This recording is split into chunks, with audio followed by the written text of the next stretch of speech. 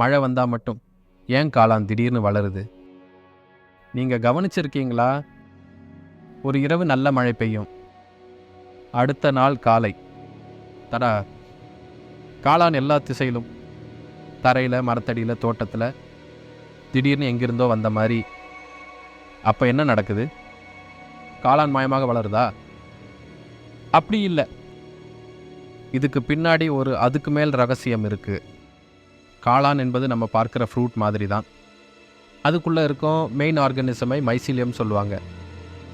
அது மண்ணுக்கடியில் மாதங்களாக, சில சமயம் வருடங்களாகவும் செயலில்லாமலே பரவி கிடக்கும் ஒரு பெரிய நெட்வொர்க். மழை வந்துருச்சுன்னா அது அந்த மைசீலியம் கலாம் போல். ஈரப்பதம் ப்ளஸ் ஈரமாக இருக்கும் மண் ப்ளஸ் சரியான வெப்பநிலை ஷெட்ஸ் காளான் மேலே துளைத்து வர பர்ஃபெக்ட் கண்டிஷன். இங்கே தான் ஷாக்கு. நீங்கள் பார்க்குற காளான் அந்த உயிரினத்தின் 10% மட்டும்தான். மீதிய 90% மண்ணுக்கடியில் மறைஞ்சிக்கிட்டு இருக்குது. மழை மண்ணை ஈரமாக ஆக்கிறதுக்கு மேலே மைசீலியம்க்கு காளான் உருவாக்க உதவுகிறது. அதன் மூலம் அது மில்லியன் ஸ்போர்ஸை காற்றில் விடும். அதுதான் புதிய காளான் காலனிஸ் உருவாகுவதற்கான காரணம். அடுத்த தடவை மழைக்கு அடுத்த நாள் காளான் திடீர்னு வந்துடும்போது அது ஓவர் நைட் க்ரோத் கிடையாது.